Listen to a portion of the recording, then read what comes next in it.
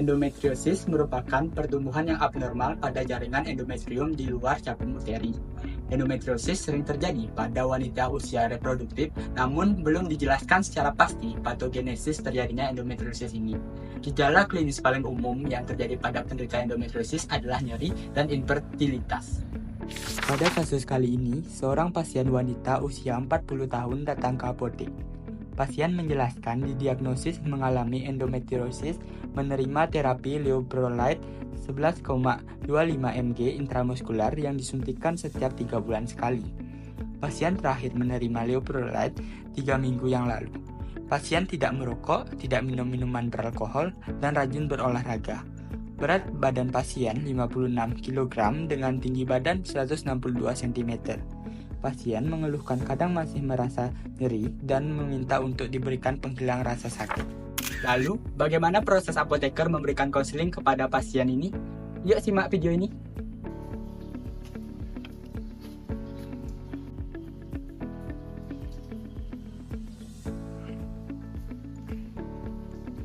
Selamat pagi, Bu. Assalamualaikum.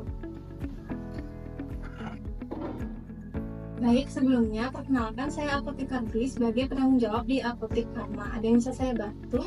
Baik Bu, jadi sebelumnya itu saya sudah ke dokter dan ternyata didiagnosis endometriosis. Saya juga udah dapat obat dan terakhir itu disuntik leuprolide 3 minggu yang lalu, tapi saat ini tuh masih terasa nyeri Bu. Jadi mungkin apakah ada obat pereda nyerinya? Baik, karena sebelumnya Ibu sudah menerima obat untuk terapi, saya izin tanya-tanya terlebih dahulu nih sebelum saya memberikan obat nyeri untuk Ibu. Untuk Ibu, apakah berkenan melakukan konseling selama 5-10 menit? Oh baik, cukup duluan bisa bawa bukti pemeriksaan di rumah sakit. Baik, saya cek dulu. Saya izin konfirmasi atas nama Leticia Mailani, usia 40 tahun.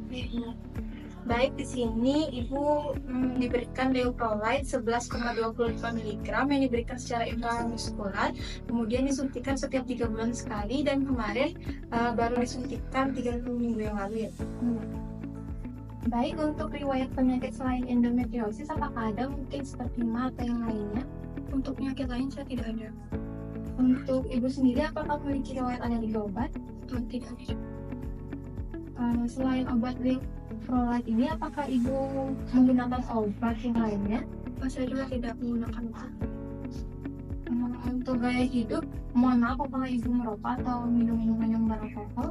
Kalau saya tidak merokok dan juga minum alkohol, kebetulan akhir-akhir ini juga saya lebih rajin olahraga. Baik, kalau begitu tunggu sebentar ya, saya ambilkan obatnya tadi.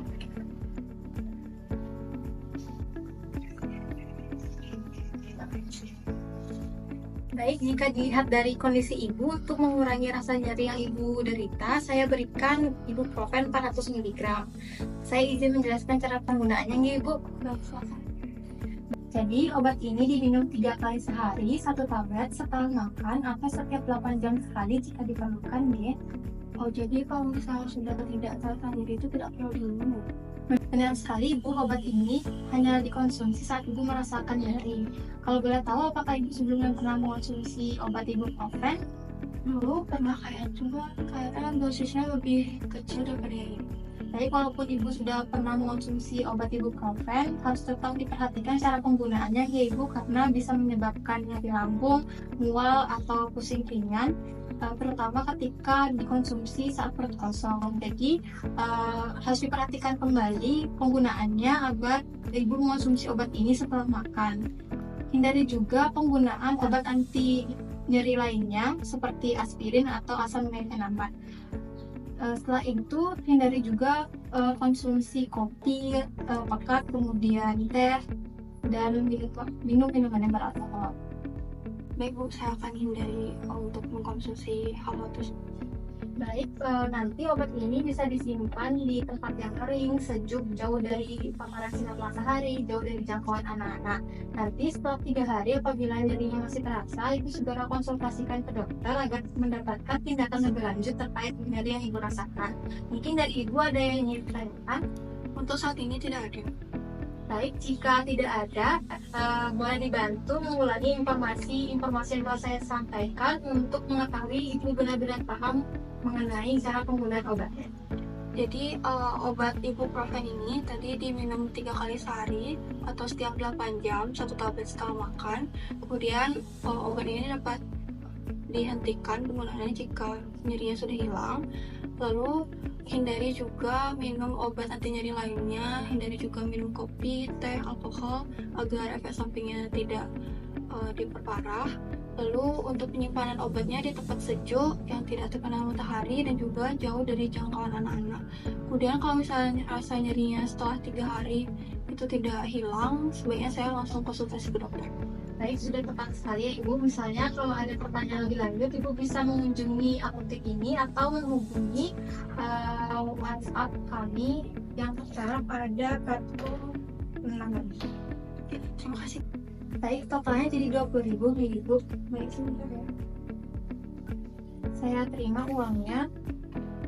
Mungkin sebelum Ibu mendapatkan obatnya bisa bantu terlebih dahulu untuk tanda tangan sebagai dokumentasi bahwa Ibu telah mendapatkan informasi cara penggunaan obat. Baik. Nah, ini untuk obatnya. Terakhir, sedikit saran dari saya mengenai terapi non obatnya. Mungkin Ibu tetap harus rutin berolahraga, kemudian perbanyak makanan berserat seperti sayur atau buah-buahan, kemudian hindari makanan yang bisa menyebabkan peradangan, misalnya fast food atau frozen food. Kemudian seperti yang sudah saya jelaskan tadi, hindari minum kopi, teh, dan minum minuman yang beralkohol. Kemudian jangan lupa banyak untuk minum air putih, dan stres juga bisa mempengaruhi terapi obat Ibu. Jadi kurangi stres dan jangan banyak terlalu berpikir. Terima kasih Ibu. Oke, terima kasih kembali. Semoga sehat selalu.